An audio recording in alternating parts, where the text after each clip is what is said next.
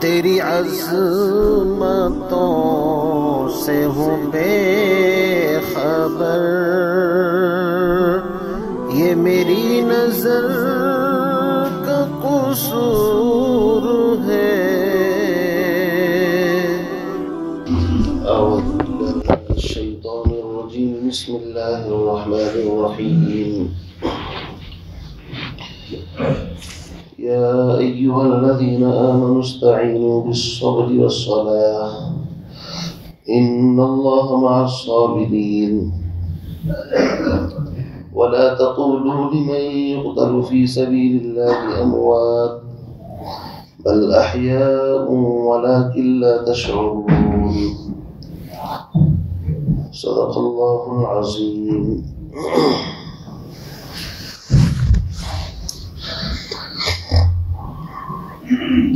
تذکرہ چل رہا تھا اس بات کا کہ اے ایمان والو، صبر اور نماز کے ذریعے سے مدد حاصل کرو۔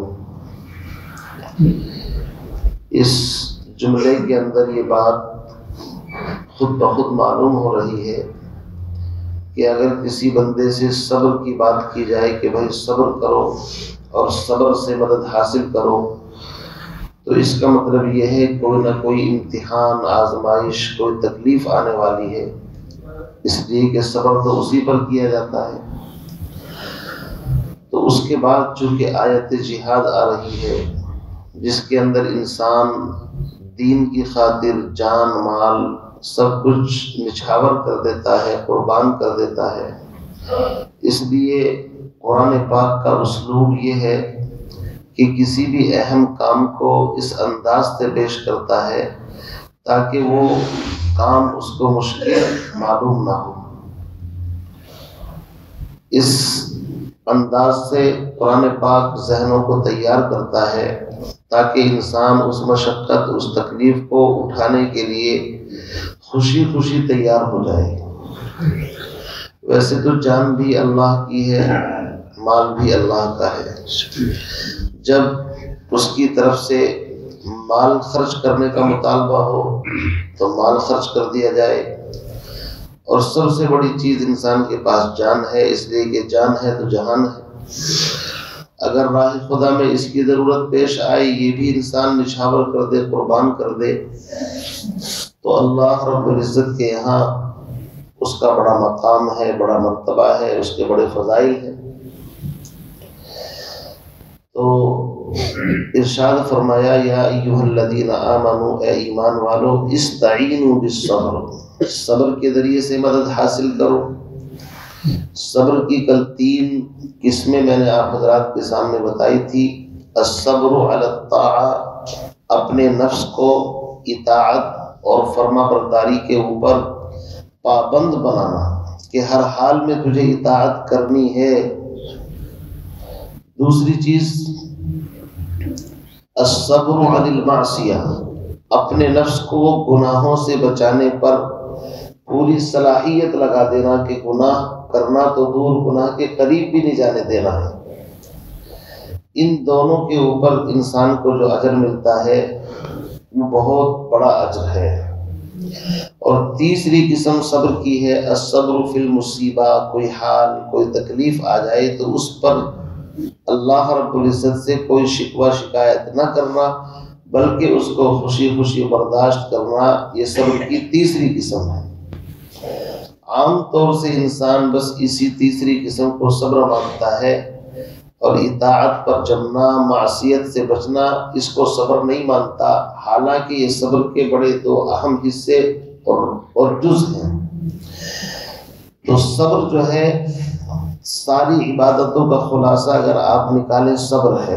نماز پڑھتا ہے تو انسان اس میں اپنے نفس کو گناہوں سے بھی روکتا ہے۔ نماز پڑھتا ہے، نماز کے اندر انسان اپنے آپ کو اطاعت پر ابھارتا ہے، جماتا ہے۔ تو نماز کے اندر خود یہ صبر موجود ہے، لیکن الگ سے نماز کی اہمیت بیان کرنے کے لیے چونکہ نماز افضل العبادہ ہے، العبادہ ہے، اور نماز ساری عبادتوں کا مجموعہ ہے، ذکر کا، شکر کا، صبر کا، ہر طرح کا مظہر نماز کے اندر ہے۔ نماز میں انسان کبھی کھڑا ہے تو کبھی بیٹھا ہے، ہر وقت اس کی زبان پر کبھی سبحانک اللہم و بحمدک و تبارک اسمک و تعالی جدک، اور کبھی ایاک نعبد و ایاک نستعین، اور کبھی درود شریف، اور کبھی کچھ، یعنی ہر وقت اس کی زبان ذکر سے بھی تر ہے، دعا سے بھی تر ہے۔ اس لیے نماز چونکہ اہم چیز ہے، اور نماز انسان کے نفس پر ایک شاق بڑا بھاری کام ہے، لیکن قرآن میں اللہ نے فرمایا وَإِنَّهَا لَكَبِيرَةٌ إِلَّا عَلَى الْخَاشِعِينَ، لیکن جن کے دلوں میں ڈر خوف ہے ان پر کوئی بھاری نہیں ہے۔ اس لیے انسانوں کو تیار کیا جا رہا ہے کہ کوئی حال کوئی تکلیف آئے گھبرانے کی ضرورت نہیں، صبر ہے، اور دوسری چیز نماز ہے۔ صحابہ نے اپنا مزاج یہی بنایا تھا کہ جس انداز میں قرآن نے ان کی تربیت کرنی چاہیے، صحابہ کو آپ دیکھیں گے کوئی تکلیف ناگواری آئی یا کسی طرح کی بھی ان کو قربانی دینی پڑی، ہر حال میں ثابت قدم رہے، ڈٹے رہے، جمے رہے، صبر کا بھی مظاہرہ کیا، اور ہر حال کے اندر نماز کے پابند رہے۔ حضرت عمر رضی اللہ تعالیٰ عنہ آپ سب جانتے ہیں، دشمن نے اتنا شدید وار کیا کہ اگر دودھ پلایا جا رہا ہے تو آنکھوں کے ذریعے سے وہ بھی باہر نکل جاتا ہے، لیکن جب نماز کا وقت آتا ہے تو نماز کا اہتمام کرتے ہیں۔ وجہ اس کی یہ ہے کہ سرور کائنات جناب محمد الرسول اللہ صلی اللہ علیہ وسلم دنیا سے تشریف لے جاتے وقت اہمیت کے ساتھ الصلاۃ الصلاۃ وما ملکت ایمانکم، لوگوں نماز کا خیال رکھنا، نماز کا خیال۔ حضرت عائشہ فرماتی ہیں کہ حضور کے لب مبارک سے میں نے کان لگا کر کے سنا کہ آپ فرما کیا رہے ہیں آخری وقت کے اندر، تو آپ کی زبان پر یہی تھا لوگوں نماز یہ چھوڑنے کی چیز نہیں ہے، نماز کا اہتمام کرنا۔ وما ملکت ایمانکم، اپنے ماتحتوں کا غلام ہو، باندی ہو، بیوی ہو، بچے ہوں، جو بھی تمہارے دستے نگر زیر نگر ہیں، جو تمہارے تربیت کے اندر ہے، چاہے وہ تمہاری بیویاں ہوں اور چاہے تمہارے مطلب غلام نوکر چاکر ہوں، ان کے ساتھ شفقت کا معاملہ کرنا۔ یعنی حقوق اللہ میں نماز سب سے اہم چیز ہے، اور حقوق العباد کے اندر دوسرے کے حقوق کا خیال رکھنا یہ اہم چیز ہے۔ اس لیے دونوں کو آپ دنیا سے جاتے وقت آخری وقت بھی ان چیزوں کی ترغیب دے کر کے گئے۔ اسی لیے صحابہ کا مزاج یہ تھا کہ اگر کوئی بڑا آپریشن کرنا ہوتا ان کا تو نماز کی حالتوں میں ہوتا تھا، اس لیے کہ جب نماز پڑھتے تھے تو ان کی بس ڈیڈ باڈی یعنی مان کے جسم ان کا یہاں پر ہے، باقی ان کی روح اللہ رب العزت سے براہ راست خطاب کرتی تھی۔ کوئی تکلیف ناگواری ہوتی تھی، جیسے حضرت علی کے بارے میں آتا ہے تیر لگ گیا تو نماز کی حالت کے اندر تیر نکالا جا رہا ہے۔ اب یہ باتیں ہماری سمجھ میں اس لیے نہیں آتی کہ ہماری نماز ایسی ہے کہ اگر مچھر بھی بیٹھ جائے تو ہمیں اس کا بھی پتہ رہتا ہے کہ مچھر شریف بیٹھ گئے، پہلے اس کو اڑاؤ۔ ہم نماز میں داڑھیوں سے کھیلتے رہتے ہیں، نماز میں ہمیں یہ پتہ نہیں کہ نگاہ کہاں رکھنی ہے، کبھی اوپر اٹھانے، کبھی نیچے، کبھی دائیں کبھی بائیں، سب کا ماشاءاللہ مطالعہ کر لیتے ہیں نماز کے اندر بھی۔ نماز ایسی ہے اللہ اکبر کہتے ہیں کاروبار کا پورا حساب جڑ جاتا ہے، تو پھر ایسی نماز اور ان کی نماز میں جو ہے زمین آسمان کا فرق ہے۔ نماز اللہ سے مانگنے کا ایک بہترین ذریعہ ہے۔ یاد رکھیے پیغمبر علیہ السلام نے اپنی امت کو یہی ترغیب دی ہے، ہر ناگوار موقع پر آپ نماز کی طرف متوجہ ہوتے تھے۔ لوگ بتاتے کہ زلزلہ آ رہا ہے، آندھی آ رہی ہے، تو ہم لوگ تو سہم ڈر کر کے گھروں میں دبک جاتے ہیں، لیکن اللہ کے نبی کا معمول تھا آپ مسجد نبوی کی طرف دوڑتے اور بس نماز کے اندر مشغول ہو جاتے۔ اس لیے فرمایا اے ایمان والو استعینوا بالصبر والصلاۃ، مدد حاصل کرو صبر کے ذریعے سے اور نماز کے ذریعے سے۔ آگے فرمایا کہ مدد صبر سے نماز سے کیسے حاصل ہوتی ہے؟ جواب دے دیا ان اللہ مع الصابرین، اس لیے کہ اللہ صبر کرنے والوں کے ساتھ ہے، اور جس کے ساتھ احکم الحاکمین ہو، ظاہر بات ہے دنیا کی کوئی طاقت اس کا بال بیکا نہیں کر سکتی۔ اس لیے کہ معمولی سے انسان اگر یہ کہہ دے ہم تمہارے ساتھ ہیں ہم تمہارے سپورٹر ہیں، تو انسان بھولا نہیں سماتا۔ یہاں پر تو اللہ نے کسی فرشتے کا نام نہیں لیا کہ ہم جبریل کو اس کے ساتھ کر دیں گے یا میکائیل کو وہ اس کی حفاظت کرے گا، فرمایا میں خود اس کے ساتھ ہوتا ہوں، ان اللہ مع الصابرین۔ اس لیے بھائی بغیر صبر کے کامیابی نہیں ہے، ہر چیز کے اندر صبر ہے، بغیر صبر کے بے صبری کرنا اس سے کوئی کامیابی نہیں۔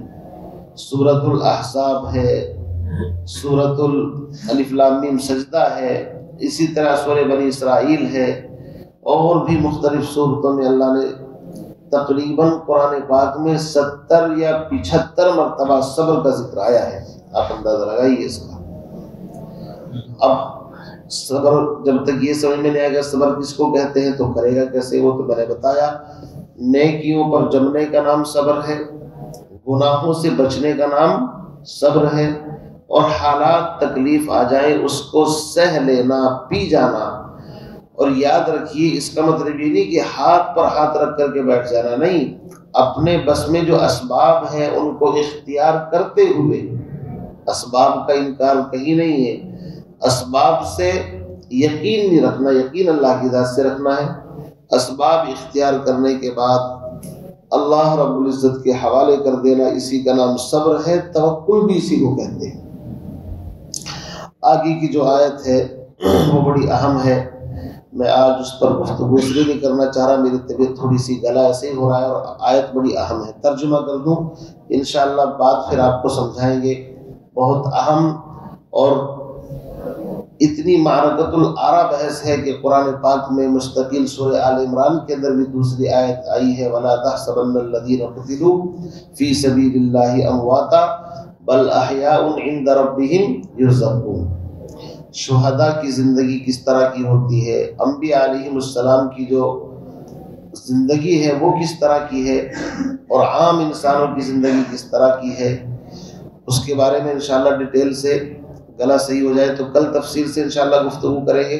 آج ترجمہ سن لیجیے۔ فرماتے ہیں وَلَا تَقُولُوا لِمَن يُقْتَلُ فِي سَبِيلِ اللَّهِ أَمْوَاتٌ، اور مت کہو اس شخص کو جو قتل کر دیا جائے اللہ کے راستے میں اموات، مردہ، یعنی اللہ رب العزت اس کی خاص عزت اور اس کو خاص پروٹوکول دے رہے ہیں کہ مردے کا جو لفظ ہے یہ ان کو مت کہو، کیوں؟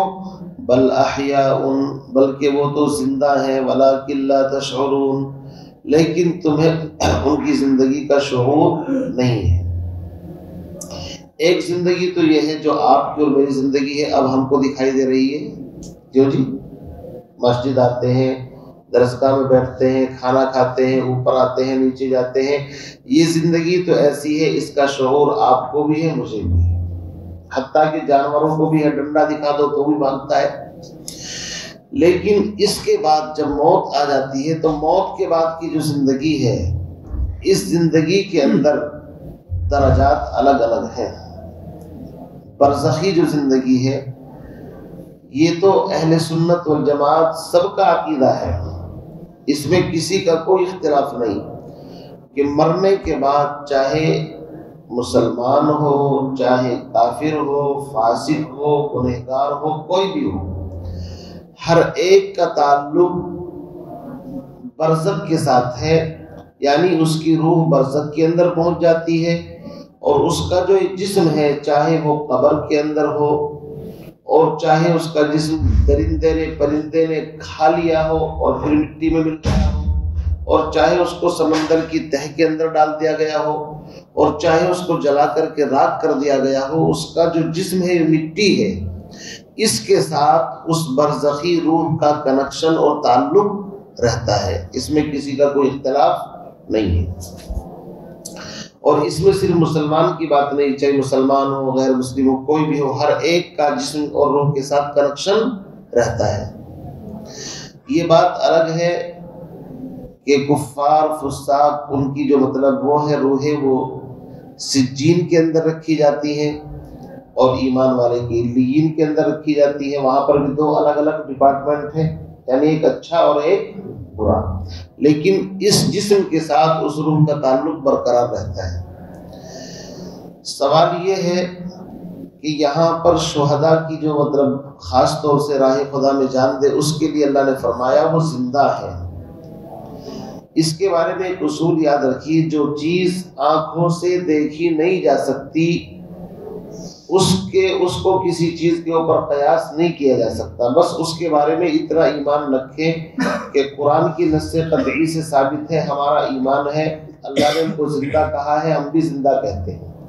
لیکن کس انداز سے زندہ ہیں، کیا دنیاوی زندگی کی طرح زندگی ہے یا اور کچھ ہے، اس بحث میں ہمیں پڑھنے کی ضرورت نہیں ہے، اس لیے کہ وہ چیز کلیئر جب قرآن میں نہیں ہے تو ہم کہاں سے سمجھائیں اس کو۔ اب اس کو سمجھائیں گے تو اتنا پرخطر راستہ ہے، کہیں نہ کہیں سمجھاتے سمجھاتے خود گڈھے بھی گر گئے تو اپنا ایمان بھی وہ ہو جائے گا۔ کیوں جی؟ اس لیے جو چیز دکھائی نہ دے، مالا یرا، جو چیز دکھائی نہ دے اس کی کیفیت بیان کرنا یہ کوئی ضروری نہیں ہوتا، یہ قاعدہ ہے۔ مثال کے طور پر میں نے اپنا رومال اپنے سر پر ڈال رکھا ہے اور آپ کو پہلے سے پتہ نہ ہو تو آپ کو میں کہوں میرے کان جو ہے وہ اس طرح لٹکے ہوئے ہیں سر کے ساتھ یا جڑے ہوئے ہیں یا چپکے ہوئے ہیں، تو آپ کنفیوز ہو جائیں گے، بھائی جب دیکھی نہیں وہ چیز اندر ہے تو کس طرح ہے۔ تو جو چیز دکھائی نہ دینے والی ہو، اندر ہو، وہ چیز پوشیدہ ہو، اس کی کیفیت متعین کرنے کی ضرورت نہیں ہے کہ کیسی زندگی ہے۔ اس سلسلے میں یاد رکھیے انبیاء علیہ السلام کی جو حیات ہے موت کے بعد وہ سب سے زیادہ قوی ہوتی ہے، اس کے بعد پھر شہید کا درجہ ہے، پھر اس کے بعد شہید کے بعد عام مؤمنین کا درجہ ہے، عام ایمان والے۔ البتہ اس میں بعض اولیاء اور بعض اللہ کے جو نیک بندے ہیں ان کو بھی معنن شہادت کا درجہ دے دیا جاتا ہے، ان کے بارے میں بھی کہا جاتا ہے کہ ان کی بھی حیثیت ایک اعتبار سے شہید سے کم ہے اور عام مومنین سے زیادہ ہے۔